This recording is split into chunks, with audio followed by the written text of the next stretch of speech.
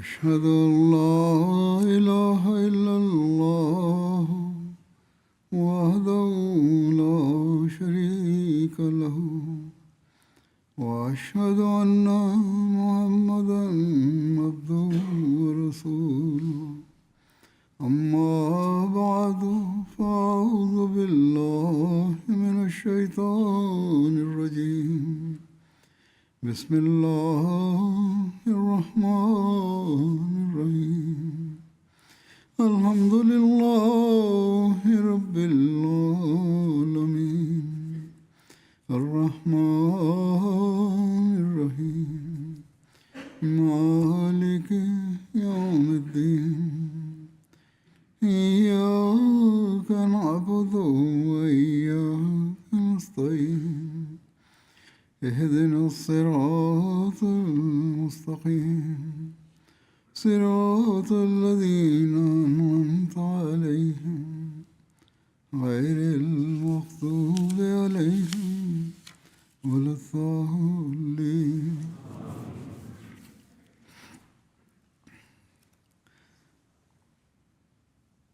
നബി തിരുമേനി സല്ലല്ലാഹു അലൈഹി വസല്ലമയുടെ ഔദാര്യത്തെക്കുറിച്ചും ദാനധർമ്മങ്ങളെക്കുറിച്ചുമുള്ള ചില നിവേദനങ്ങളാണ് ഞാൻ ഇന്നിവിടെ അവതരിപ്പിക്കുന്നത്. ഒരു നിവേദനം ഇപ്രകാരമാണ്. ഹസ്രത്ത് അബൂ സയ്യിദ് ഖുദരിയിൽ നിന്നും നിവേദനം. അൻസാറുകളിൽ നിന്നുള്ള ചില ആളുകൾ നബി തിരുമേനിയുടെ സമക്ഷത്തിൽ വന്ന് സഹായമർത്ഥിച്ചു. അദ്ദേഹം അവർക്ക് നൽകി. വീണ്ടും അവർ അദ്ദേഹത്തോട് ആവശ്യപ്പെട്ടു. അദ്ദേഹം അവർക്ക് നൽകി. വീണ്ടും അവർ അദ്ദേഹത്തോട് ചോദിച്ചു. അദ്ദേഹം വീണ്ടും അവർക്ക് നൽകി. അങ്ങനെ അദ്ദേഹത്തിൻ്റെ പക്കൽ ഒന്നും അവശേഷിക്കാത്ത സ്ഥിതിയായി. അദ്ദേഹം പറയുന്നു, എൻ്റെ പക്കൽ എന്തു ധനമുണ്ടായാലും ഞാൻ അത് നിങ്ങളിൽ നിന്നും ഒരിക്കലും തന്നെ മറച്ചു വയ്ക്കുന്നതല്ല. അതേസമയം സഹായം അർത്ഥിക്കുന്നതിൽ നിന്നും ആര് വിട്ടുനിൽക്കുന്നുവോ അള്ളാഹു അവനെ സ്വയം രക്ഷിക്കുന്നതുമാണ്. അങ്ങനെ സഹായം അർത്ഥിക്കുന്നതിനെ കുറിച്ചുള്ള ഉപദേശവും നൽകി. ആരാണോ ഭൗതിക ധനത്തിൽ നിന്നും നിരാശ്രയനാകാൻ ആഗ്രഹിക്കുന്നത് അള്ളാഹു അവനെ അതിൻ്റെ ആശ്രയമില്ലാത്തവനാക്കും. ആരാണ് സ്വന്തം ആഗ്രഹങ്ങൾ അടിച്ചമർത്തി ക്ഷമിക്കുന്നത് അള്ളാഹു അവന് ക്ഷമ പ്രദാനം ചെയ്യും. ക്ഷമയേക്കാൾ വലിയ വിശാലവും ഉത്തമവുമായ ഒരു അനുഗ്രഹവും ആർക്കും ഇതുവരെ നൽകപ്പെട്ടിട്ടില്ല. ചില പ്രയാസങ്ങളിലും ബുദ്ധിമുട്ടുകളിലും ആവശ്യങ്ങളിലും ക്ഷമ കൈക്കൊള്ളുക എന്നത് അത്യാവശ്യമാണ്. അള്ളാഹു അതിന് പ്രതിഫലം നൽകുന്നു. ഹസ്രത്ത് ഇബ്നു ഉമർ റളിയല്ലാഹു അൻഹു വിവരിക്കുന്നു, നബി തിരുമേനി സല്ലല്ലാഹു അലൈഹി വസല്ലമയോടൊപ്പം ഞങ്ങൾ ഒരു യാത്രയിലായിരുന്നു. ഞാൻ ഒരു അനുസരണയില്ലാത്ത ഒട്ടും വഴങ്ങാത്ത യുവ ഒട്ടകപ്പുറത്ത് സഞ്ചരിക്കുകയായിരുന്നു. എൻ്റെ പിതാവ് ഹസ്രത്ത് ഉമർ റളിയല്ലാഹു അൻഹുവിൻ്റെ ഒട്ടകമായിരുന്നു അത് എന്നെ നിസ്സഹായനാക്കി മറ്റുള്ളവരെ മറികടന്ന് മുന്നോട്ട് പോവുകയും ചെയ്യുമായിരുന്നു. ഹസ്രത്ത് ഉമർ അതിനെ വിരട്ടി നിർത്തി. അതായത് ആ ഒട്ടകത്തോട് കർശനമായി പെരുമാറി അതിനെ തടഞ്ഞു. അതിനെ ശബ്ദമിട്ട് പിന്നിലാക്കി. അടിക്കുകയോ ഭയപ്പെടുത്തുകയോ ചെയ്തിരിക്കാം. ഏതായാലും ഒട്ടകങ്ങളെ തെളിക്കുന്ന രീതി അനുസരിച്ച് അദ്ദേഹം അതിനോട് പെരുമാറി. അതിൽ ആ ഒട്ടകം പിന്നിലായി. വീണ്ടും അത് മറ്റുള്ളവരുടെ ഒട്ടകങ്ങളെക്കാൾ മുന്നോട്ട് പോവുകയും ഹസ്രത്ത് ഉമർ അതിനെ ശാസിക്കുകയും പിന്നിലാക്കുകയും ചെയ്തു. ആദരസൂചകമായി നബി തിരുമേനി സല്ലല്ലാഹു അലൈഹി വസല്ലമയുടെ മുന്നിൽ ഒരു ഒട്ടകമോ യാത്രക്കാരനോ മുന്നോട്ട് കടക്കാതിരിക്കാനായിരുന്നു അപ്രകാരം ചെയ്തിരുന്നത്. ഒരു ഒട്ടകവും നബി തിരുമേനിയുടെ ഒട്ടകത്തെക്കാൾ മുന്നോട്ട് പോകുന്നത് ഹസ്രത്ത് ഉമറിന് സഹിക്കാൻ കഴിഞ്ഞിരുന്നില്ല. അപ്പോൾ അത് കണ്ടിട്ട് നബി തിരുമേനി സല്ലല്ലാഹു അലൈഹി വസല്ലം ഹസ്രത്ത് ഉമർ റളിയല്ലാഹുവിനോട് പറഞ്ഞു, ഈ ഒട്ടകം എനിക്ക് വിലക്ക് തന്നാലും. അദ്ദേഹം പറഞ്ഞു, അള്ളാഹുവിൻ്റെ റസൂൽ, ഇത് താങ്കളുടെ തന്നെയാണല്ലോ. നബി തിരുമേനി സല്ലല്ലാഹു അലൈഹി വസല്ലം പറഞ്ഞു, അല്ല, എനിക്കിത് കാശിന് വിൽക്കുക. അദ്ദേഹം നബി തിരുമേനി സല്ലല്ലാഹു അലൈഹി വസല്ലമയ്ക്ക് അത് വിറ്റു. പിന്നീട് നബി തിരുമേനി സല്ലല്ലാഹു അലൈഹി വസല്ലം പറയുന്നു, അബ്ദുല്ല ബിൻ ഉമർ, ഈ ഒട്ടകം ഇനി നിൻ്റെതാണ്. ഇത് നീ ആഗ്രഹിക്കുന്ന പോലെ ഉപയോഗിക്കുക. സമ്മാനം നൽകുന്നതിനുള്ള ഒരു വിചിത്രമായ രീതിയായിരുന്നു അത്. അദ്ദേഹം അവർക്ക് മുന്നിൽ തെളിയിച്ചു കൊടുത്തതും അവർക്ക് വ്യക്തമാക്കി കൊടുത്തതും ഇതായിരുന്നു. അതായത് ഒട്ടകം എന്നതൊരു മൃഗം മാത്രമാണ്. അത് ഇപ്രകാരം മുന്നോട്ട് പോയെന്ന് കരുതി ഒരു കുഴപ്പവുമില്ല. ഇപ്പോൾ ഈ ഒട്ടകം എൻ്റെ ഭാഗത്ത് നിന്ന് സമ്മാനമായി നൽകപ്പെട്ടതാണ്.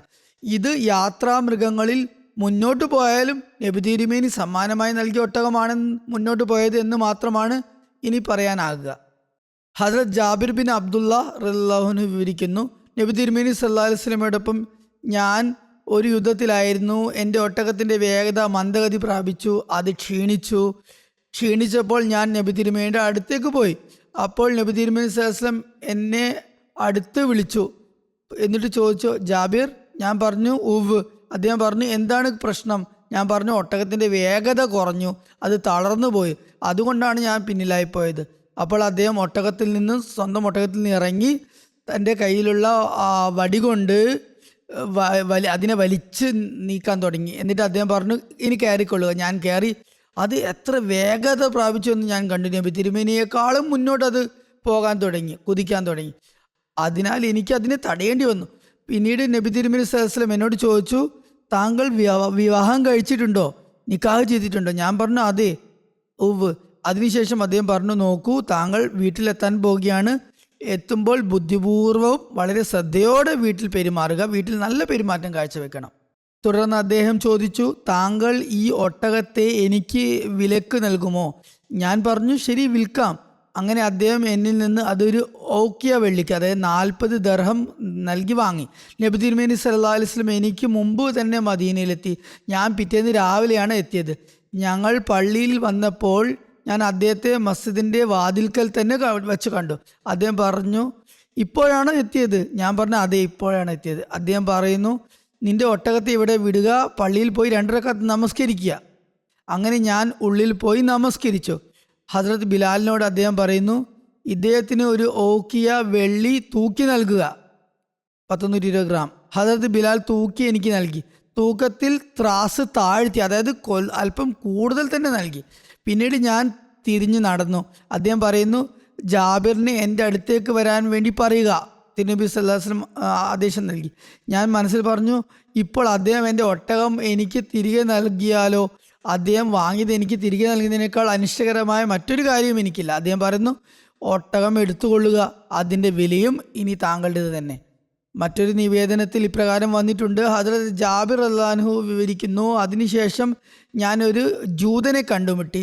ഞാൻ ഈ നടന്നതൊക്കെ അവനോട് പറഞ്ഞപ്പോൾ അവൻ അങ്ങേയറ്റം അത്ഭുതം കൂറിക്കൊണ്ട് ചോദിച്ചു, അദ്ദേഹം വിലയും തിരികെ നൽകി, ഒട്ടകവും തിരികെ നൽകിയോ? ഞാൻ പറഞ്ഞു, അതെ, അങ്ങനെ തന്നെ ചെയ്തു.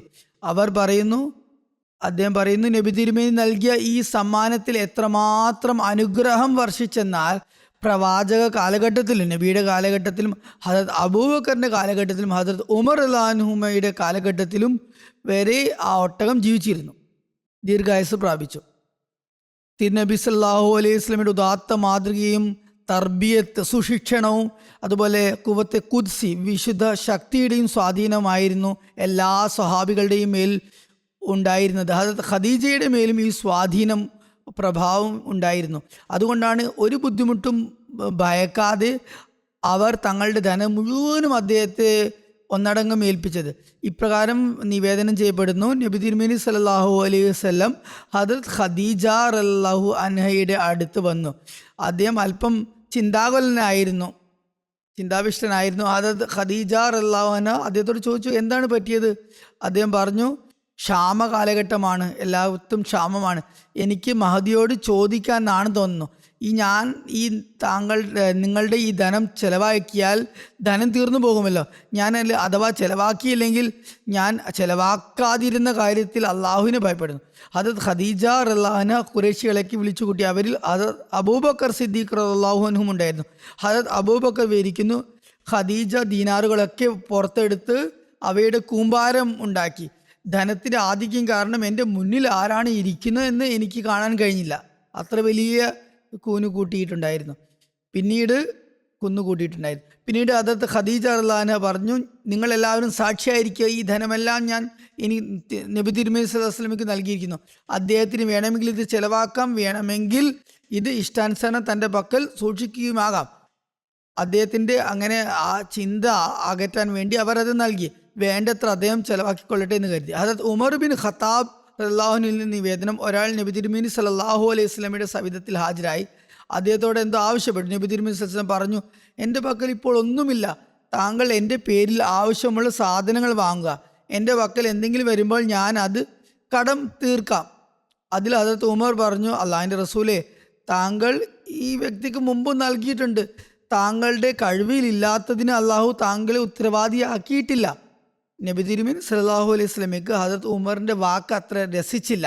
അപ്പോൾ അൻസാറുകളിൽ നിന്നുള്ള ഒരാൾ പറഞ്ഞു, അള്ളാഹിൻ്റെ റസൂലേ, താങ്കൾ ചിലവാക്കിക്കൊള്ളുക, അർശിൻ്റെ നാഥനായ അള്ളാഹുവിൻ്റെ ഭാഗത്തു നിന്നുള്ള ദാരിദ്ര്യത്തെ ഭയപ്പെടാതിരിക്കുക. അൻസാരിയുടെ ഈ വാക്കിൽ നബി തിരുമേനി സല്ലല്ലാഹു അലൈഹി വസല്ലം പുഞ്ചിരിച്ചു. സന്തോഷം അദ്ദേഹത്തിൻ്റെ മുഖത്ത് വിളയാടാൻ തുടങ്ങി. എന്നിട്ട് അദ്ദേഹം പറഞ്ഞു, ഇത് തന്നെയാണ് എന്നോടും കൽപ്പിക്കപ്പെട്ടിട്ടുള്ളത്.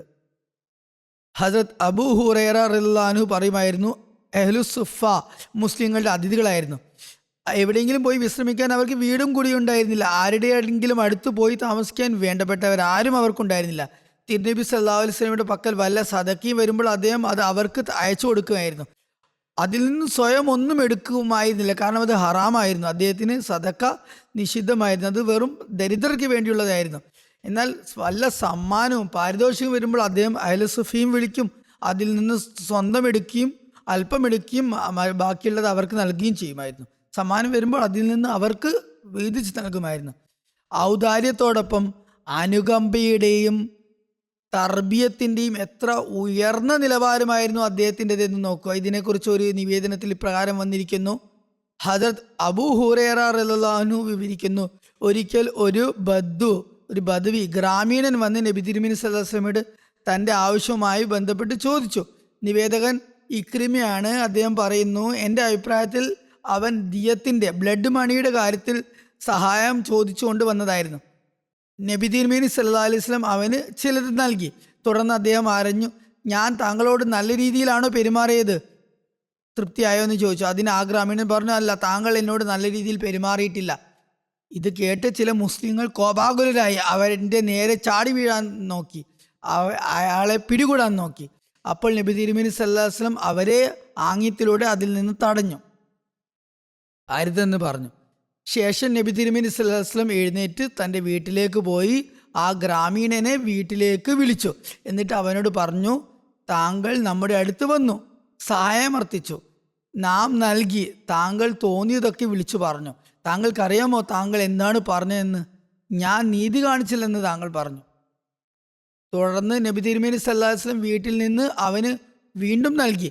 എന്നിട്ട് അദ്ദേഹം പറഞ്ഞു, ഇപ്പോൾ താങ്കളോട് ഞാൻ നല്ല രീതിയിൽ പെരുമാറിയോ? ഗ്രാമീണൻ പറഞ്ഞു, തീർച്ചയായും. അള്ളാഹു താങ്കളുടെ വീട്ടുകാർക്കും ഗോത്രക്കാർക്കും ഇതിന് മികച്ച പ്രതിഫലം നൽകുമാറാകട്ടെ. അത് കേട്ടപ്പോൾ നബി തിരുമേനി സല്ലല്ലാഹു അലൈഹി വസല്ലം ആ വ്യക്തിയോട് പറഞ്ഞു, താങ്കൾ നമ്മുടെ അടുത്ത് വന്ന് നമ്മോട് സഹായം അർത്ഥിച്ചു, നാം അപ്പോൾ താങ്കൾക്ക് നൽകി. എന്നാൽ താങ്കളുടെ മനസ്സിൽ വന്നത് ഒക്കെ താങ്കൾ വിളിച്ചു പറഞ്ഞു, ചിന്തിക്കാതെയും മനസ്സിലാക്കാതെയുമാണ് പറഞ്ഞത്. എൻ്റെ സ്വഹാബത്തിൻ്റെ ഹൃദയത്തിൽ താങ്കളെക്കുറിച്ച് അല്പം ദേഷ്യം കാണപ്പെടുന്നുണ്ട്, താങ്കൾ അങ്ങനെ സംസാരിച്ചതിനാൽ. അതിനാൽ താങ്കൾ പുറത്തു പോകുമ്പോൾ എൻ്റെ മുന്നിൽ പറഞ്ഞത് തന്നെ അവരുടെ മുന്നിലും ആവർത്തിക്കുക. അവരുടെ നെഞ്ചുകളിലുള്ള വിദ്വേഷം അങ്ങനെ നീങ്ങിപ്പോകുന്നതാണ്. അതായത് താങ്കൾ നീതി കാണിച്ചു എന്ന് പറഞ്ഞത് അവിടെയും ചെന്ന് പറയുക. നിവേദകൻ പറയുന്നു, ആ ഗ്രാമീണൻ വന്നപ്പോൾ നബി തിരുമേനി സല്ലല്ലാഹു അലൈഹി വസല്ലം പറഞ്ഞു, നിങ്ങളുടെ ഈ കൂട്ടുകാരൻ നമ്മുടെ അടുത്ത് വന്ന് സഹായം ചോദിച്ചു, അപ്പോൾ നാം അവന് നൽകി. അവൻ്റെ മനസ്സിൽ വന്നതൊക്കെ അവൻ വിളിച്ചു പറഞ്ഞു, നാം അവന് വീട്ടിൽ വിളിച്ചു കൂടുതൽ നൽകി.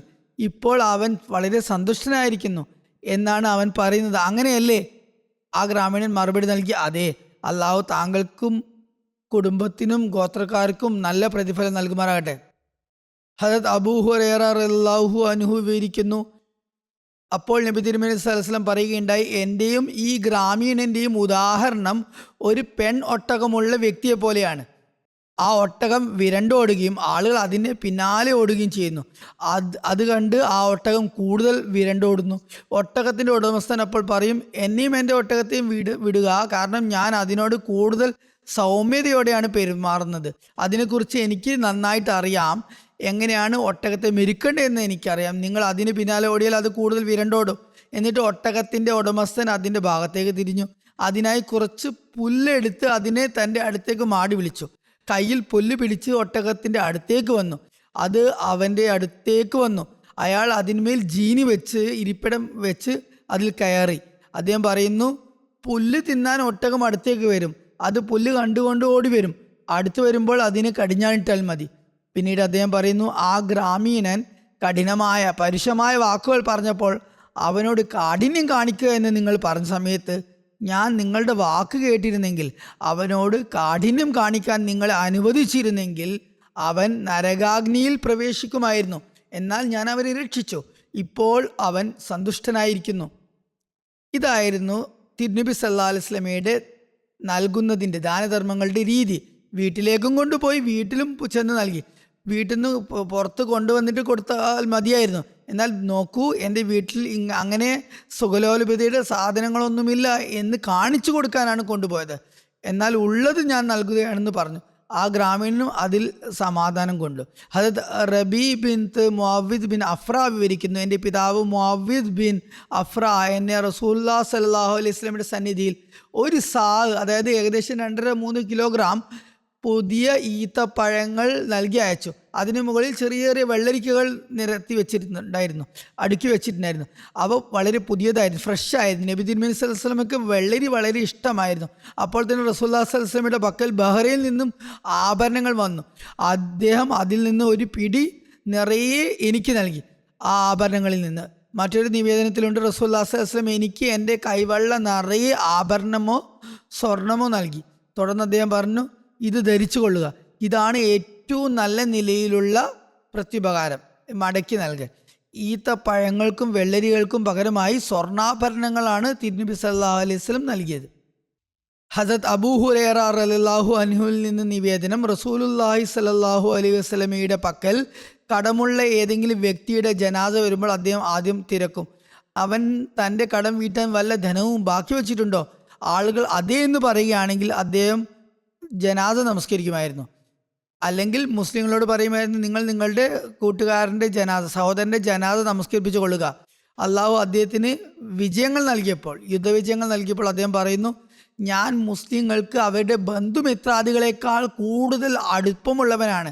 അതുകൊണ്ട് മോമിനിയങ്ങളിൽ നിന്ന് ആരെങ്കിലും മരണപ്പെടുകയും അവൻ കടം അവശേഷിപ്പിക്കുകയും ചെയ്താൽ അത് അടച്ചു തീർക്കേണ്ടത് എൻ്റെ ബാധ്യതയാണ്.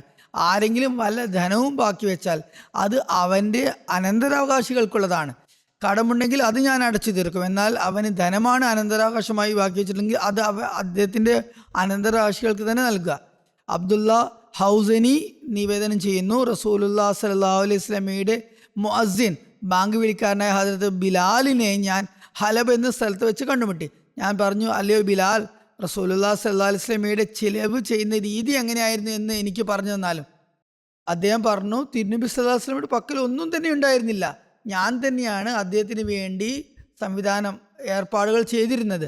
അള്ളാഹു അദ്ദേഹത്തെ നിയോഗിച്ച സമയം മുതൽ, നുബുവത്ത് തുടങ്ങിയത് മുതൽ, ഞാൻ ബയ്യത്ത് ചെയ്ത് സമയം മുതൽ ഞാൻ തന്നെയായിരുന്നു അതിനുള്ള ഏർപ്പാടുകൾ ചെയ്തിരുന്നത്.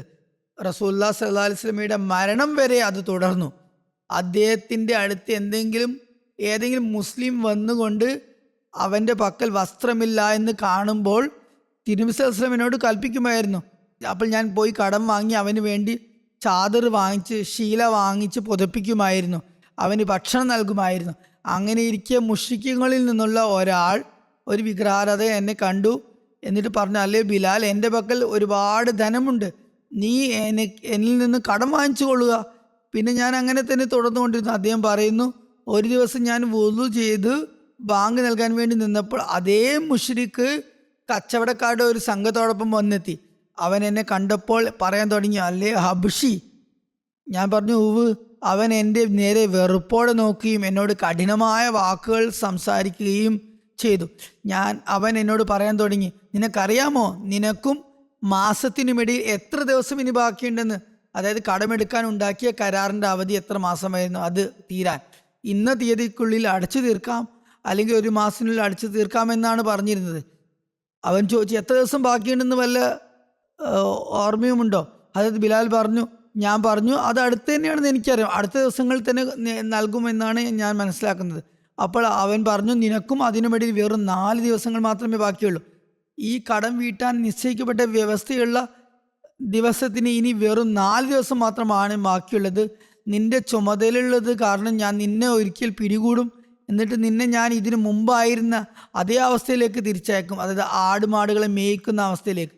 അദ്ദേഹം പറഞ്ഞു, ജനങ്ങളുടെ ഹൃദയത്തിൽ ഉണ്ടാകുന്ന അതേ അവസ്ഥ, ആശങ്ക എൻ്റെ ഹൃദയത്തിലുമുണ്ടായി. ഹദരത്ത് ബിലാൽ പറയുന്നു, എനിക്ക് വലിയ മനപ്രയാസമുണ്ടായി. അങ്ങനെ ഞാൻ ഇശ നമസ്കരിച്ചു. റസൂലുള്ളാഹി സ്വല്ലല്ലാഹു അലൈഹി വസല്ലം തൻ്റെ വീട്ടുകാരുടെ അടുത്തേക്ക് തിരികെ വന്നു. ഞാൻ അദ്ദേഹത്തിൻ്റെ അടുത്തേക്ക് വരാൻ വേണ്ടി വീട്ടിൽ പോകാൻ അനുവാദം ചോദിച്ചു. അദ്ദേഹം എനിക്ക് അനുമതി നൽകി. രാത്രി ഞാൻ പോയി. ഞാൻ നബി തിരുമേനി സ്വല്ലല്ലാഹു അലൈഹി വസല്ലം സന്നിധിയിൽ ഹാജരായി. അപ്പോൾ ഞാൻ പറഞ്ഞു, അള്ളാഹുവിൻ്റെ റസൂലേ, എൻ്റെ മാതാപിതാക്കൾ താങ്കൾക്ക് കുർബാനാകട്ടെ, തെണ്ടമാകട്ടെ. ഞാൻ ഏത് മുഷ്രിക്കിൽ നിന്നാണോ കടം വാങ്ങിക്കൊണ്ടിരുന്നത് അവൻ എന്നോട് ഇന്ന കാര്യങ്ങൾ പറഞ്ഞിരിക്കുന്നു. എനിക്ക് വേണ്ടി താങ്കൾക്ക് അടച്ചു തീർക്കാൻ കഴിയുന്നതൊന്നും താങ്കളുടെയും പക്കലില്ല. കാരണം താങ്കൾ എന്നോട് ഇവന് വാങ്ങിച്ചു കൊടുക്കുക, അവന് ഇന്നത് വാങ്ങിച്ചു കൊടുക്കുക എന്നൊക്കെ പറയുമ്പോൾ ഞാൻ കടം വാങ്ങിയായിരുന്നു നൽകിയിരുന്നത്. എന്നാൽ ഇപ്പോൾ താങ്കളുടെ പക്കലുമില്ല, എൻ്റെ പക്കലുമില്ല. അവൻ എന്നെ അഭിമാനിക്കാൻ തുനിഞ്ഞിറങ്ങിയിരിക്കുകയാണ്. മുസ്ലിങ്ങളായ ഏതെങ്കിലും ഗോത്രങ്ങളിലേക്ക് പോയിക്കൊള്ളാൻ എനിക്ക് അനുവാദം നൽകുക, പുതുതായി മുസ്ലിങ്ങളായ ഗോത്രങ്ങളിലേക്ക് പോകാൻ. അള്ളാഹു റസൂലുള്ളാഹി സ്വല്ലല്ലാഹു അലൈഹി വസല്ലമയ്ക്ക് എനിക്ക് വേണ്ടി അടച്ചു തീർക്കാൻ കഴിയുന്നത് ലഭിക്കുന്നത് വരെ ഞാൻ അവിടെ തുടരുന്നതാണ്. അദ്ദേഹം പറയുന്നു, ഞാൻ വീട്ടിലേക്ക് പുറപ്പെട്ടു. അങ്ങനെ വീട്ടിലെത്തി അവിടെ നിന്ന് നബി തിരുമേനി സ്വല്ലല്ലാഹു അലൈഹി വസല്ലം അനുവാദം വാങ്ങി ഞാൻ വീട്ടിലേക്ക് ചെന്നു. എൻ്റെ വാളും എൻ്റെ സഞ്ചിയും എൻ്റെ ചെരുപ്പും എൻ്റെ പരിചയും എൻ്റെ തലക്കൽ തന്നെ വെച്ചു, റെഡിയായി. രാവിലെ എഴുന്നേൽക്കുമ്പോൾ പ്രഭാതം പൊട്ടി വിടരുമ്പോൾ തന്നെ ഞാൻ ഇവിടുന്ന് പുറപ്പെടും എന്ന് ഞാൻ തീരുമാനിച്ചുറച്ചു. അദ്ദേഹം പറഞ്ഞു, രാവിലെ തന്നെ ഒരാൾ ഓടി വന്ന് എന്നെ വിളിച്ചു, ഹേ ബിലാൽ, റസൂലുള്ളാഹി സ്വല്ലല്ലാഹു അലൈഹി വസല്ലമയുടെ സന്നിധിയിൽ ഹാജരാകുക. അദ്ദേഹം പറയുന്നു, ഞാൻ നടന്ന് പോയി അവിടത്തേക്ക് പോയി. യാത്ര പോകുന്നതിന് പകരം നബി തിരുമേനിയുടെ സന്നിധിയിൽ ഞാൻ പോയി ഹാജരായി. അപ്പോൾ 4 പെണ്ണൊട്ടകങ്ങൾ സാധനങ്ങൾ കയറ്റിയ നിലയിൽ സാധനങ്ങൾ വഹിച്ചുകൊണ്ട് നിൽക്കുന്നത് ഞാൻ കണ്ടു. ഞാൻ പോകാൻ അനുവാദം ചോദിച്ചു. അല്ലാഹുവിൻ്റെ റസൂലേ, ഞാനിപ്പോൾ യാത്ര തിരിക്കുകയാണ് എന്ന് ചോദിച്ചു. അപ്പോൾ റസൂലുള്ളാഹി സ്വല്ലല്ലാഹു അലൈഹി വസല്ലം പറഞ്ഞു, സന്തോഷവാനായിക്കൊള്ളുക, അള്ളാഹു താങ്കൾക്ക് കടം വീട്ടാനുള്ള സംവിധാനം ഒരുക്കി തന്നിരിക്കുന്നു. തുടർന്ന് അദ്ദേഹം പറയുന്നു, ഇവിടെ ഇരിക്കുന്ന 4 ഒട്ടകങ്ങളെ താങ്കൾ കണ്ടില്ലേ? ഞാൻ പറഞ്ഞു, തീർച്ചയായും കണ്ടിട്ടുണ്ട്. അദ്ദേഹം പറയുന്നു, അവയുടെ കഴുത്തുകളും അവയിലുള്ളതെല്ലാം താങ്കൾക്കുള്ളതാണ്. അതായത് ആ ഒട്ടകങ്ങളും അതുപോലെ തന്നെ അതിൻ്റെ മുകളിലുള്ള ധനവും ധാന്യവും ഒക്കെ തന്നെ താങ്കളുടേതാണ്. അതിൽ ഫിദുക്കിലെ തലവൻ എനിക്ക് സമ്മാനമായി കൊടുത്തയച്ച വസ്ത്രങ്ങളും ധാന്യങ്ങളുമുണ്ട്. അവ എടുത്തുകൊള്ളുക, താങ്കളുടെ കടം വീട്ടുക. അതായത് ബിലാൽ പറയുന്നു, ഞാൻ അപ്രകാരം തന്നെ ചെയ്തു. പിന്നീട് ഞാൻ മസ്ജിദിലേക്ക് പോയി. അപ്പോൾ റസൂലുള്ളാഹി സ്വല്ലല്ലാഹു അലൈഹി വസല്ലം മസ്ജിദിൽ ഇരിക്കുകയായിരുന്നു, ഉപവിഷ്ടനായിരുന്നു. ഞാൻ അദ്ദേഹത്തിന് അസ്സലാമു അലൈക്കും പറഞ്ഞു. അദ്ദേഹം പറയുന്നു, എന്തൊക്കെയായി കാര്യങ്ങൾ? ഞാൻ പറഞ്ഞു, റസൂലുള്ളാഹി സ്വല്ലല്ലാഹു അലൈഹി വസല്ലമയുടെ ചുമതലയുണ്ടായിരുന്ന എല്ലാ ബാധ്യതകളും അള്ളാഹു തീർത്തിരിക്കുന്നു. ഇനി യാതൊരു ബാധ്യതയും കടവും അവശേഷിക്കുന്നില്ല. അദ്ദേഹം ചോദിച്ചു, എന്നിട്ടും വല്ലതും മിച്ചമുണ്ടോ? ഞാൻ പറഞ്ഞു, ഉണ്ട്. അദ്ദേഹം പറയുന്നു, നോക്കൂ, താങ്കൾ ഈ ധനത്തിൽ നിന്ന് എനിക്ക് ആശ്വാസം നൽകുക, അതായത് മിച്ചം വന്നതിൽ നിന്നും ആശ്വാസം നൽകുക. അത് പാവപ്പെട്ടവർക്ക് വേണ്ടി ചെലവാക്കുക. കാരണം താങ്കൾ അത് കൊടുത്ത് എനിക്ക് ആശ്വാസം നൽകുന്നവരെ ഞാൻ എൻ്റെ വീട്ടുകാരുടെ അടുത്ത്, ഭാര്യമാരുടെ അടുത്തേക്ക് പോകുന്നതല്ല. റസൂലുള്ളാഹി സ്വല്ലല്ലാഹു അലൈഹി വസല്ലം ഇശ നമസ്കരിച്ചപ്പോൾ എന്നെ വിളിച്ചു പറയുന്നു, എന്തൊക്കെയായി കാര്യങ്ങൾ? അതായത് വിതരണം ചെയ്യാൻ പറഞ്ഞ ബാക്കി വന്ന ധനത്തിന് എന്ത് സംഭവിച്ചു? ഹദരത്ത് ബിലാൽ പറയുന്നു, ഞാൻ പറഞ്ഞു, ആരും തന്നെ വാങ്ങാൻ ഞങ്ങളുടെ അടുത്ത് വന്നില്ല. അതെൻ്റെ പക്കൽ അതുപോലെ തന്നെ കിടപ്പുണ്ട്. റസൂലുള്ളാഹി സ്വല്ലല്ലാഹു അലൈഹി വസല്ലം രാത്രി മസ്ജിദിൽ തന്നെ കഴിച്ചു കൂട്ടി. തിരുനബി പറഞ്ഞു, എന്നാൽ ഞാനും വീട്ടിൽ പോകുന്നില്ല, പള്ളിയിൽ തന്നെ നിൽക്കുന്നതാണ്. അടുത്ത ദിവസം അദ്ദേഹം ഇശ നമസ്കരിച്ചപ്പോൾ എന്നെ വിളിച്ചു പറഞ്ഞു, എന്തായി താങ്കളെ ഏൽപ്പിച്ച കാര്യം? അദ്ദേഹം പറയുന്നു, ഞാൻ പറഞ്ഞു, അള്ളാഹുവിൻ്റെ റസൂലേ, അള്ളാഹു താങ്കൾക്ക് അതിൽ നിന്നും ആശ്വാസം നൽകിയിരിക്കുന്നു. അദ്ദേഹം അള്ളാഹുവിൻ്റെ മഹത്വവും അവൻ്റെ സ്തുതിയും പ്രകീർത്തിച്ചു. സുബ്ഹാനല്ലാഹ് പറഞ്ഞു. അതായത് ധനം വിതരണം ചെയ്യപ്പെട്ടിരിക്കുന്നു. അദ്ദേഹത്തിൻ്റെ മരണം വന്നെത്തുകയും തിരുനബിയുടെ മരണം വരുന്നെത്തുകയും ആ ധനം അദ്ദേഹത്തിൻ്റെ പക്കൽ അവശേഷിക്കുകയും ചെയ്യുമോ എന്ന ഭയത്താൽ ആയിരുന്നു അദ്ദേഹം ഉണ്ടായിരുന്നത്. അതുകൊണ്ട് അള്ളാഹുവിനെ സ്തുതിച്ചു, പ്രകീർത്തിച്ചു. അത് ബിലാൽ പറയുന്നു, പിന്നീട് ഞാൻ അദ്ദേഹത്തിൻ്റെ പിന്നാലെ പോയി. അങ്ങനെ അദ്ദേഹം തൻ്റെ ഭാര്യമാരുടെ അടുത്തേക്ക് പോയി ഓരോരുത്തർക്കും സലാം ചൊല്ലി. എന്നിട്ട് അദ്ദേഹം ഊഴമനുസരിച്ച് ഒരു ഭാര്യയുടെ അടുത്ത് കഴിച്ചു കൂട്ടി. അത് ഉമ്മു സുംബല വിവരിക്കുന്നു, ഞാൻ നബി തിരുമേനി സല്ലല്ലാഹു അലൈഹി വസല്ലമയുടെ സന്നിധിയിൽ ഒരു സമ്മാനവുമായി ഹാജരായി. അപ്പോൾ നബി തിരുമേനി സല്ലല്ലാഹു അലൈഹി വസല്ലമയുടെ പത്നിമാർ അത് വാങ്ങാൻ കൂട്ടാക്കിയില്ല. ഞങ്ങൾ സമ്മാനങ്ങൾ സ്വീകരിക്കാറില്ല എന്ന് പറഞ്ഞു. എന്നിട്ട് റസൂലുള്ളാഹി സ്വല്ലല്ലാഹു അലൈഹി വസല്ലം അവിടെ വന്നിട്ട് പറഞ്ഞു, ഉമ്മു സുംബലയുടെ സമ്മാനം നിങ്ങൾ സ്വീകരിച്ചാലും, കാരണം അവർ നമ്മുടെ തന്നെ ഗ്രാമവാസികൾപ്പെട്ട ആളാണ്, സ്ത്രീയാണ്.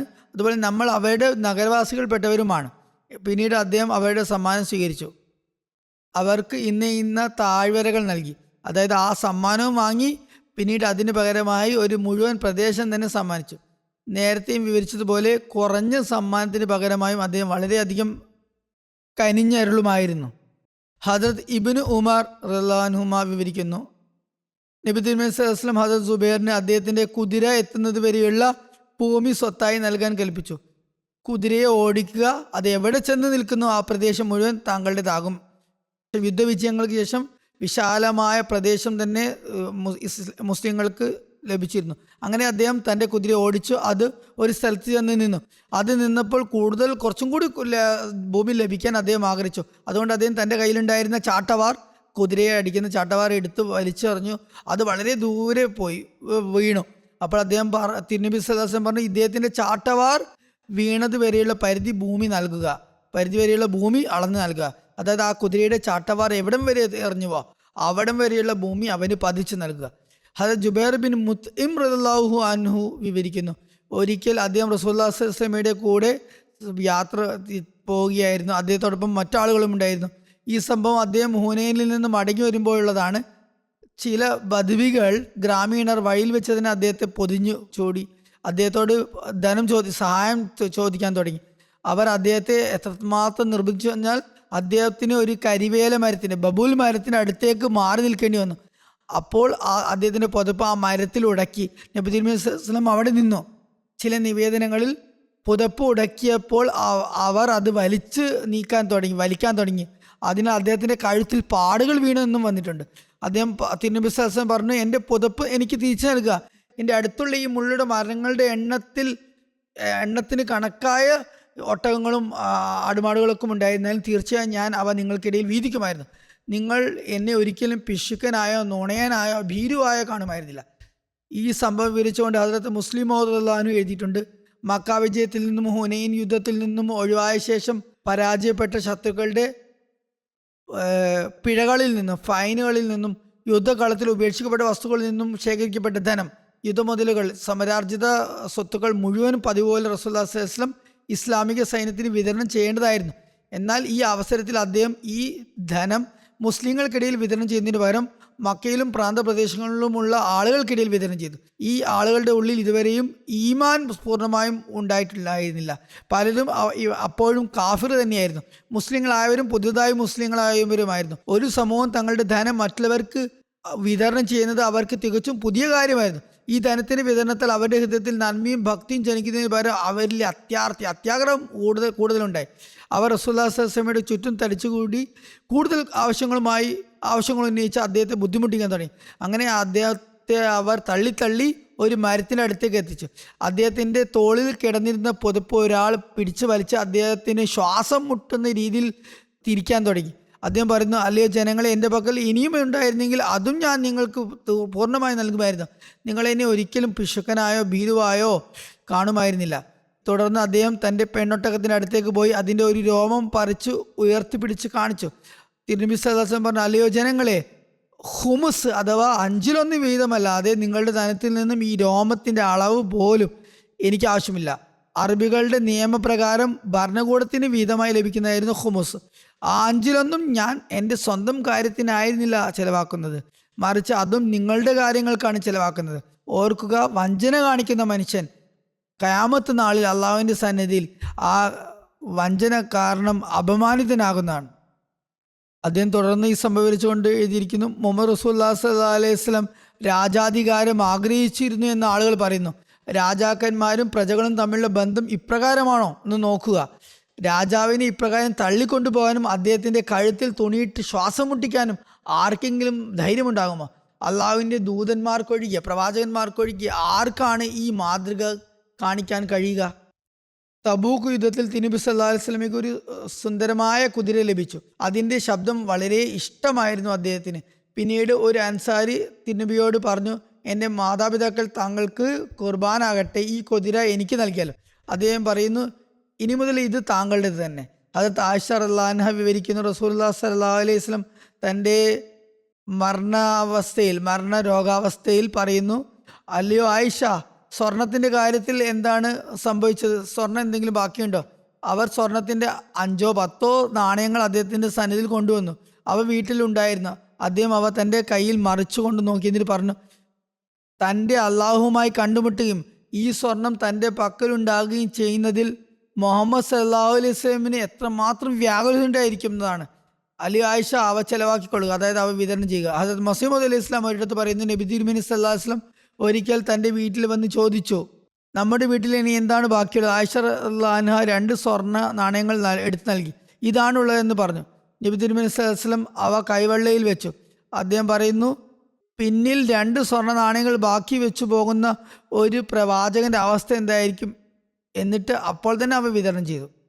ഹുനൈൻ യുദ്ധത്തിലെ യുദ്ധമുതലുകളുടെ വിവരണം ഇപ്രകാരം വന്നിരിക്കുന്നു. അവിടെ യുദ്ധമുതലായി 6000 അടിമകളായ സ്ത്രീ പുരുഷന്മാരെ ലഭിച്ചു. ചില നിവേദനങ്ങളിൽ 8000 എന്നും പറയപ്പെടുന്നു. 24,000-ത്തിലധികം ഒട്ടകങ്ങൾ ലഭിച്ചു. 40,000-ത്തിലധികം ആടുമാടുകളും 4000 ഓക്കിയ വെള്ളി, അതായത് ഏകദേശം 490 കിലോഗ്രാം വെള്ളി വരും. ഒരു ഓക്കിയ 10.5 തോലക്ക് തുല്യമാണ്, 150 ഗ്രാം. അദ്ദേഹം പറയുന്നു, യുദ്ധം മുതൽ വിതരണം ചെയ്യാനുള്ള തുടക്കം യുദ്ധം മുതൽ വിതരണം ചെയ്യാൻ തുടങ്ങിയത് തന്നെ പുതുതായി വന്ന ആളുകളുടെ മനസ്സുകളെ, ഹൃദയങ്ങളെ ഇണക്കുന്നതിന് വേണ്ടിയാണ്. അവരാണെങ്കിൽ അറേബ്യയിലെ പ്രമുഖ വ്യക്തികളായിരുന്നു. തങ്ങളുടെ ഗോത്രങ്ങളിൽ മഹത്വത്വത്തിൻ്റെയും ശ്രേഷ്ഠതയുടെയും പദവി വഹിച്ചവരായിരുന്നു. അവരുടെ ഹൃദയങ്ങളെ ഇണക്കാൻ അവർക്ക് സമ്മാനങ്ങൾ നൽകി. അദ്ദേഹം അവരിൽ ചിലർക്ക് 100 ഒട്ടകങ്ങൾ നൽകി, ചിലർക്ക് 50 ഒട്ടകങ്ങൾ നൽകി. വെള്ളിയും അടിമകളും ഇതിന് പുറമെയായിരുന്നു. അബൂ സുഫിയാൻ ബിൻ ഹർബിന് 100 ഒട്ടകങ്ങൾ നൽകി. അബൂ സുഫിയാൻ നബി തിരുമേനി സ്വല്ലല്ലാഹു അലൈഹി വസല്ലമയുടെ സവിധത്തിൽ ഹാജരായപ്പോൾ അദ്ദേഹത്തിൻ്റെ മുന്നിൽ വെള്ളിയുടെ ഒരു കൂമ്പാരം കണ്ടപ്പോൾ പറഞ്ഞു, അള്ളാഹുവിൻ്റെ റസൂലേ, താങ്കൾ ഖുറൈശികളിൽ ഏറ്റവും വലിയ ധനാഢ്യനായിരിക്കുന്നു. അപ്പോൾ അദ്ദേഹം പുഞ്ചിരിച്ചു. അബൂ സുഫിയാന് 40 ഓക്കിയ വെള്ളിയും 100 ഒട്ടകങ്ങളും നൽകി. അബൂ സുഫിയാൻ പറഞ്ഞു, എൻ്റെ മകൻ യസീദിനും എന്തെങ്കിലും നൽകിയാലും. അദ്ദേഹം അവനും 40 ഓക്കിയ വെള്ളിയും 100 ഒട്ടകങ്ങളും നൽകാൻ കൽപ്പിച്ചു. ഈ യസീദ് എന്ന് പറയുന്നത് അബൂ സുഫിയാൻ്റെ മകനായിരുന്നു, അല്ലാതെ കുപ്രസിദ്ധനായ യസീദ് അല്ല. ആ യസീദ് എന്ന് പറയുന്നത് അബൂ സുഫിയാൻ്റെ പേരക്കുട്ടിയാണ് എന്നാണ് പറയപ്പെടുന്നത്. അതായത് അവൻ ഹദരത്ത് മുആവിയയുടെ മകനായിരുന്നു. ഏതായാലും അബൂ സുഫിയാൻ പറഞ്ഞു, അള്ളാഹിൻ്റെ റസൂലെ, എൻ്റെ മറ്റൊരു മകൻ മുആവിയയ്ക്കും എന്തെങ്കിലും നൽകിയാലും. അദ്ദേഹം അവനും 40 ഓക്കിയ വെള്ളിയും 100 ഒട്ടകങ്ങളും നൽകാൻ കൽപ്പിച്ചു. ഇതിൽ അബൂ സുഫിയാൻ പറഞ്ഞു, എൻ്റെ മാതാപിതാക്കൾ താങ്കൾക്ക് കുർബാനാകട്ടെ, താങ്കൾ ഉദാരവാനാണ്. ഞാൻ താങ്കളോട് യുദ്ധങ്ങൾ ചെയ്തപ്പോൾ താങ്കൾ എത്ര നല്ല പോരാളിയായാണ് ഞാൻ കണ്ടത്. പിന്നീട് ഞാൻ താങ്കളോട് സന്ധി ചെയ്തപ്പോൾ എത്ര നല്ല സന്ധി ചെയ്യുന്നവനാണ് ഞാൻ കണ്ടത്. അള്ളാഹു താങ്കൾക്ക് നല്ല പ്രതിഫലം നൽകുമാറാകട്ടെ. അദ്ദേഹത്തിൻ്റെ ദാനത്തിൽ നിന്നും സമ്മാനത്തിൽ നിന്നും പ്രയോജനം ലഭിച്ചവരിൽ മക്കയിലൊരു പ്രമാണിയായ സഫ്വാൻ ബിൻ ഉമയ്യയും ഉണ്ടായിരുന്നു. ഇതേ സഫ്വാനിൽ നിന്നാണ് നബി തിരുമേനി സ്വല്ലല്ലാഹു അലൈഹി വസല്ലം ഹുനൈൻ യുദ്ധത്തിനായി പടയങ്കികളും ആയുധങ്ങളും വായ്പ വാങ്ങിയത്. ഇയാൾ അവിശ്വാസിയായ അവസ്ഥയിൽ തന്നെ ഹുനൈൻ യുദ്ധത്തിലും പങ്കെടുത്തിരുന്നു. എന്നാൽ ഈ യുദ്ധത്തിൽ വെച്ച് തന്നെ അവൻ്റെ ഹൃദയ പരിവർത്തനം തുടങ്ങി. യുദ്ധം മുതൽ വിതരണം ചെയ്യുന്ന സമയം വന്നപ്പോൾ അദ്ദേഹം അവന് 100 ഒട്ടകങ്ങൾ നൽകി. സ്വഹീഹ് മുസ്ലിമിലെ നിവേദനം അനുസരിച്ച് 300 ഒട്ടകങ്ങൾ പ്രദാനം ചെയ്തു.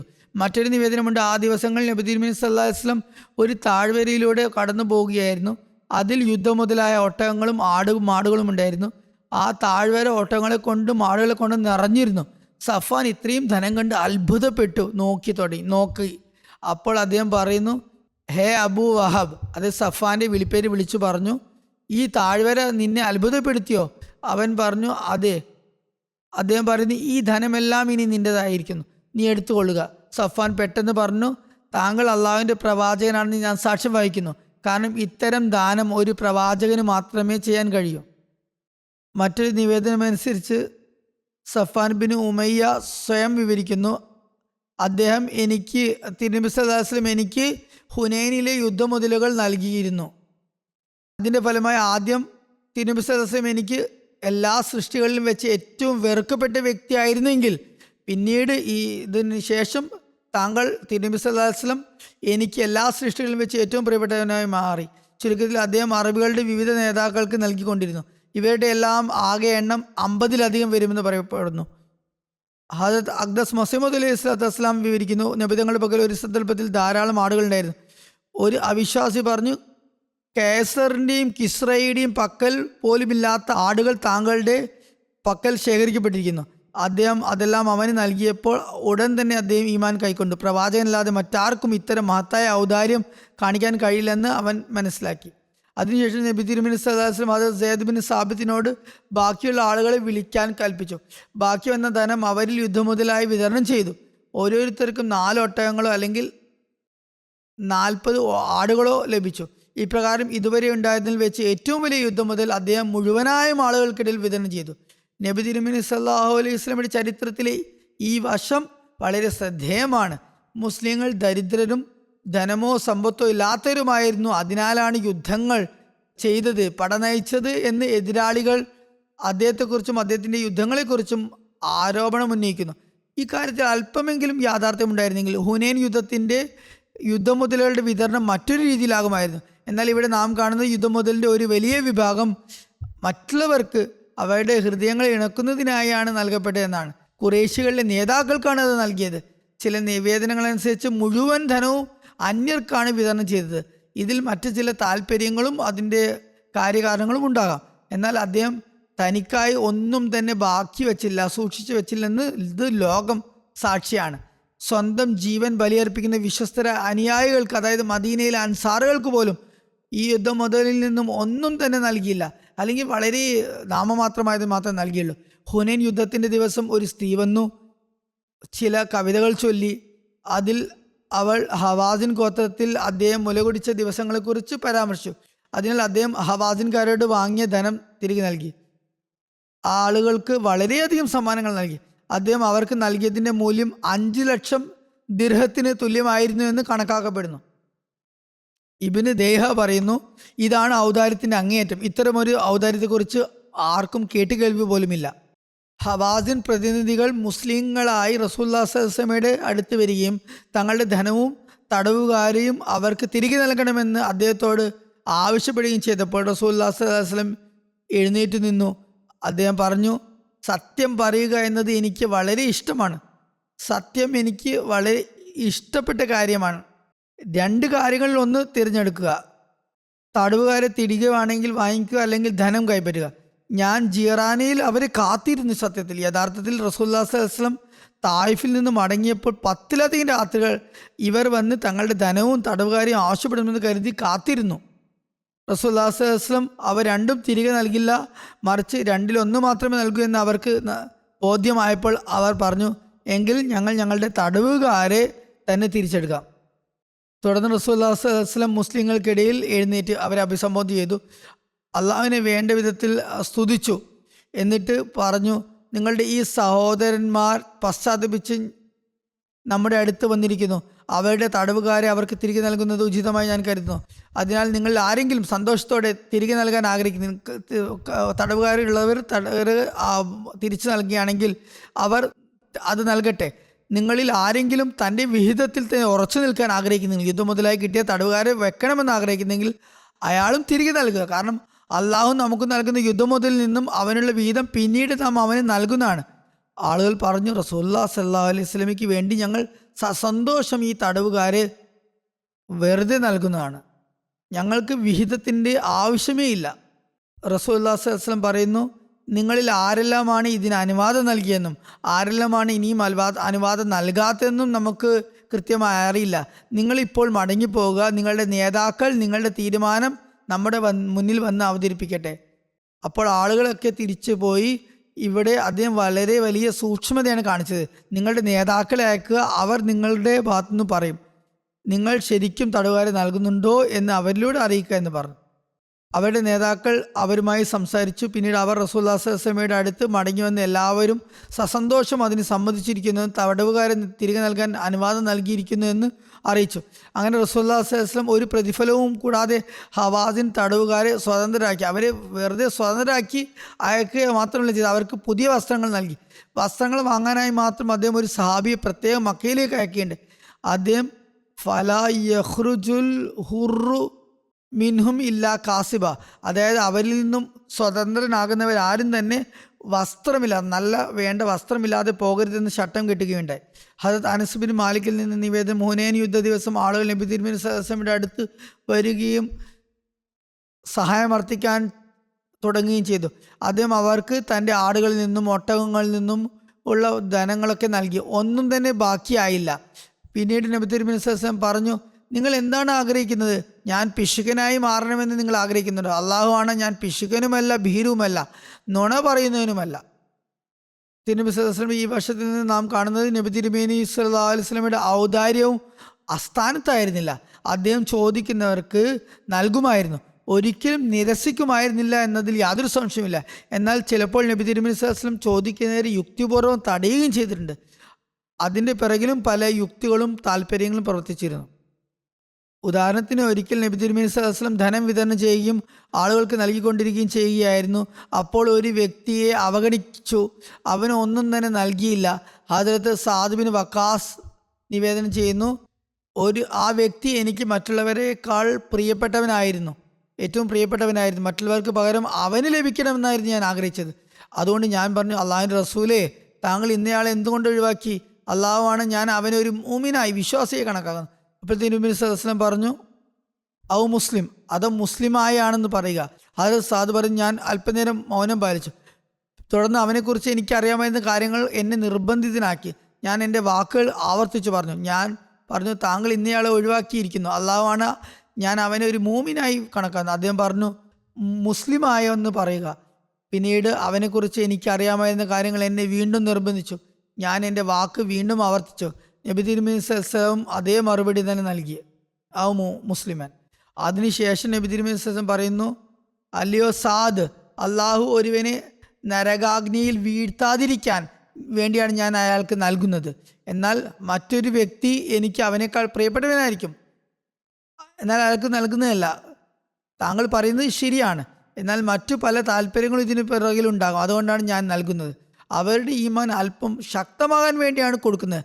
ചില ആളുകൾ സമ്മാനങ്ങൾ വാങ്ങിയോ ഭൗതിക നേട്ടങ്ങൾ എടുത്തോ മാത്രമാണ് തങ്ങളുടെ വിശ്വാസത്തിൽ ഉറച്ചു നിൽക്കുന്നത്. നേരത്തെ അവതരിപ്പിച്ച പല ഉദാഹരണങ്ങളെയും പോലെ തന്നെ. ഹദരത്ത് സൈനുൽ ആബ്ദീൻ സയ്യിദ് വലിയുല്ലാ ഷാ സാഹിബ് മുഅ്മിനൻ ഔ മുസ്ലിമൻ, വിശ്വാസിയായോ മുസ്ലിമായോ എന്നതിൻ്റെ വിശദീകരണത്തിൽ ഇപ്രകാരം എഴുതുന്നു. ഇമാം ബുഖാരി ഇതിൽ ഉദ്ധരിച്ചിട്ടുള്ള ഹദീസിലൂടെ അദ്ദേഹം ഈമാനും ഇസ്ലാമും തമ്മിലുള്ള യഥാർത്ഥ വ്യത്യാസം അന്തരം വ്യക്തമാക്കിയിരിക്കുന്നു. അതായത് ഈമാൻ ആന്തരിക അവസ്ഥയുടെ പേരാണ്, അതേസമയം ഇസ്ലാമിൻ്റെ ബന്ധം ബാഹ്യവുമായാണുള്ളത്. അതിനാൽ നബി തിരുമേനി സല്ലല്ലാഹു അലൈഹി വസല്ലം മര്യാദ പഠിപ്പിച്ചിരിക്കുന്നു. ആരെക്കുറിച്ചെങ്കിലും സ്വന്തം അഭിപ്രായം പ്രകടിപ്പിക്കുന്നതിൽ സൂക്ഷ്മത പാലിക്കേണ്ടതുണ്ട്. കാരണം കള്ളികൾ അറിയുന്നത് അള്ളാഹു മാത്രമാണ്. നബി തിരുമേനി സല്ലല്ലാഹു അലൈഹി വസല്ലം ഏത് സ്വഹാബിക്ക് നൽകുന്ന ഉചിതമായി കരുതിയോ അദ്ദേഹം നിഷ്കളങ്കനായ മുഹാജിറായ ഹദരത്ത് ജുഐൽ ബിൻ സുറാഖയായിരുന്നു. നബി തിരുമേനി സല്ലല്ലാഹു അലൈഹി വസല്ലമയ്ക്കും അദ്ദേഹം പ്രിയങ്കരനായിരുന്നു.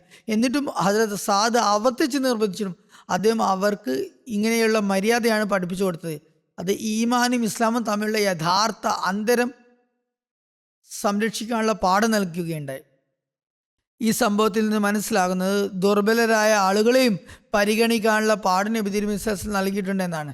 അവർ തങ്ങളുടെ ദൗർബല്യം കാരണം കാലിടറി വീഴാതിരിക്കാൻ വേണ്ടി, അവർ വഴിതേക്കേടിലാകാതിരിക്കാൻ വേണ്ടി, ഒരു ചെറിയ ചെടിക്ക് എത്രമാത്രം സംരക്ഷണം ആവശ്യമുണ്ടോ അത്രമാത്രം ഒരു വടവൃക്ഷത്തിന്, വലിയ മരത്തിന് ആവശ്യമില്ല. ആളുകളുടെ ഈമാനെ വീഴ്ചയിൽ നിന്ന് സംരക്ഷിക്കാൻ നബി തിരുമേനി സല്ലല്ലാഹു അലൈഹി വസല്ലം ചെറിയ ചെറിയ നിസ്സാരമായ കാര്യങ്ങൾ പോലും ശ്രദ്ധിച്ചിരുന്നു. ഈ കാര്യത്തിൽ ചില അറിവില്ലാത്ത ആളുകൾ വളരെ തെറ്റായ നിലപാടാണ് സ്വീകരിക്കുന്നത്. വീഴാൻ പോകുന്ന ഒരു മനുഷ്യനെ വീഴാൻ കാരണമാകുന്ന, വഴികേടിലാകാൻ കാരണമാകുന്ന എല്ലാ പ്രവൃത്തികളിൽ നിന്നും സംരക്ഷിക്കുന്നതിന് പകരം അവർ തന്നെ അവൻ്റെ വീഴ്ചക്ക് കാരണമാകുന്നു. കൂടാതെ ഈ ദുർബലരുടെ വിശ്വാസത്തിന്മേൽ പരസ്യമായി ആക്രമണം നടത്തുകയും ചെയ്യുന്നു, കടന്നാക്രമിക്കുന്നു. ഇത് ചില ആളുകളുടെ ശീലമാണ്. ഇപ്രകാരം അവർ കൂടുതൽ ഷോക്ക് നൽകുന്നു, ആഘാതം നൽകുന്നു. ദുർബലമായ വിശ്വാസം ഉള്ളവർ കൂടുതൽ പിന്നോട്ടടിക്കുന്നു. അതിനാൽ ഈ കാര്യം എപ്പോഴും നമ്മൾ സ്മരിക്കേണ്ടതുണ്ട്. നബി തിരുമേനി സല്ലല്ലാഹു അലൈഹി വസല്ലം ഈ കാര്യത്തിൽ എത്രമാത്രം സൂക്ഷ്മത കാണിച്ചിരുന്നു എന്നാൽ മറ്റൊരാളുടെ മുന്നിൽ ഒരാളുടെ ഈമാനെ പ്രത്യേകം പ്രശംസിക്കുന്നതിൽ നിന്നും അദ്ദേഹം വിലക്കിയിരുന്നു. ചില സമയങ്ങളിൽ മുഖത്ത് നോക്കി പ്രശംസിക്കുന്നത് ആർക്കാണോ പ്രശംസ ലഭിക്കുന്നത് ആ വ്യക്തിക്ക് നാഷ്ടത്തിന് കാരണമാകുമെന്നതിൽ ഉപരി ഒരു തരത്തിലുള്ള ഇങ്ങനെയുള്ള കമ്പാരിസണിലൂടെ, താരതമ്യത്തിലൂടെ ചിലപ്പോൾ മറ്റുള്ളവരുടെ വിശ്വാസത്തിനും നിലപാടിനും എതിരെയുള്ള ആക്രമണമായി അത് മാറുന്നു. അത് കേട്ട് നിൽക്കുന്നവർക്ക് അവർക്കെതിരെയുള്ള ഒരു അറ്റാക്കായി അത് തോന്നുന്നതാണ്. നബി തിരുമേനി സല്ലല്ലാഹു അലൈഹി വസല്ലം ഈ സംഭവത്തിൽ 4 പാഠങ്ങൾ പഠിപ്പിച്ചു. ഷാസാബ് എഴുതുന്നു, ഈ 4 പാഠങ്ങൾ ഇവയാണ്. ഇസ്ലാമും ഈമാനും തമ്മിൽ എന്താണ് വ്യത്യാസം? ഇസ്ലാം സ്വീകരിക്കുന്നത് എന്താണ്? ഈമാൻ ഉൾക്കൊള്ളുന്നത് എന്താണ്? ഒന്ന് ബാഹ്യമായ കാര്യമാണ്, ഒന്ന് ഹൃദയത്തിൻ്റെ കാര്യമാണ്. രണ്ടാമത്തെ കാര്യം വാക്കുകളുടെ സന്ദർഭോചിതമായ ഉപയോഗവും പ്രയോഗവും, ഏത് സാഹചര്യത്തിൽ എന്താ വാക്ക് പറയണമെന്നത്. മൂന്നാമത്തെ കാര്യം മുഅല്ലിഫത്തുൽ ഖുലൂബിനെ പരിഗണിക്കുക, അതായത് ഹൃദയങ്ങളെ ഇണക്കുന്നതിൻ്റെ അടിസ്ഥാനത്തിൽ നോക്കുക ആർക്കാണോ പ്രയോജനം ലഭിക്കുന്നതെന്നത്, അത് അന്യർക്കും നവാഗതർക്കും നൽകുക. നാലാമത്തെ കാര്യം ചിന്തിക്കാതെയും മനസ്സിലാക്കാതെയും ഒരാളെ പ്രശംസിക്കാതിരിക്കുക, മറ്റുള്ളവരുടെ വിശ്വാസത്തിനോ നിലപാടിനോ കോട്ടം തട്ടുന്ന രീതിയിൽ ചിന്തിക്കാതെ കണ്ട് പ്രശംസിക്കാതിരിക്കുക. നബി തിരുമേനി സല്ലല്ലാഹു അലൈഹി വസല്ലമയുടെ ജീവിതത്തിലെ ഓരോ സംഭവവും യുക്തിയുടെയും സംസ്കരണത്തിൻ്റെയും ഖജനാവാണ്. ഹദരത്ത് അഖ്ദസ് മസീഹ് മൗഊദ് അലൈഹി സ്വലാം പറയുന്നു, നബി തിരുമേനി സല്ലല്ലാഹു അലൈഹി വസല്ലമയുടെ ഉദാത്ത സ്വഭാവ ഗുണങ്ങളെക്കുറിച്ച് വിവരിച്ചുകൊണ്ട് അദ്ദേഹം പ്രസ്താവിച്ചു. ഈ സ്വഭാവ ഗുണങ്ങളിലൊക്കെ തന്നെ പൂർണ്ണമായ തോതിലുള്ള മിതത്വം കാണപ്പെട്ടിരുന്നു. ഓരോ സ്വഭാവം അതതിൻ്റെ സ്ഥാനത്തും അവസരത്തിലും വെളിപ്പെടുമായിരുന്നു. ഈ ഉത്തമ സ്വഭാവങ്ങളിൽ നബി തിരുമേനി സല്ലല്ലാഹു ഔദാര്യവും സന്ദർഭോചിതം തന്നെയായിരുന്നു. അവസരത്തിനും സ്ഥാനത്തിനും അനുസരിച്ചായിരുന്നു. കൂടാതെ ത്യാഗവും സന്ദർഭോചിതമായിരുന്നു. അതുപോലെ കാരുണ്യവും സന്ദർഭോചിതമായിരുന്നു. നബി തിരുമേനി സല്ലല്ലാഹു അലൈഹി ഔദാര്യത്തിൻ്റെ എണ്ണമറ്റ സംഭവങ്ങളുണ്ട്. അവയിൽ തന്നെ നബി തിരുമേനിയുടെ സ്വഭാവത്തിന് മറ്റ് വശങ്ങളും നമുക്ക് കാണാൻ സാധിക്കുന്നു. ഏതായാലും നബി തിരുമേനിയുടെ അധ്യാപനം എത്രത്തോളം സന്തുലിതമാണോ, നബി തിരുമേനിയുടെ ഓരോ പ്രവൃത്തിയും അതിനനുസരിച്ച് സന്തുലിതമായിരുന്നു. അള്ളാഹു നമുക്കും നബി തിരുമേനി സല്ലല്ലാഹു അലൈഹി വസല്ലമയുടെ ജീവിതചര്യയുടെ ഓരോ വശവും ചിന്തിക്കാനും പ്രവർത്തിക്കാനുമുള്ള സൗഭാഗ്യം നൽകുമാറാട്ടെ. അദ്ദേഹത്തിൻ്റെ മാതൃകകൾ പ്രാവർത്തികമാക്കാൻ ശ്രമിച്ചുകൊണ്ട് നമ്മുടെ ജീവിതങ്ങളെ അള്ളാഹുവിൻ്റെ തൃപ്തിക്കനുസരിച്ച് നയിക്കുന്നവരായി നാം മാറട്ടെ.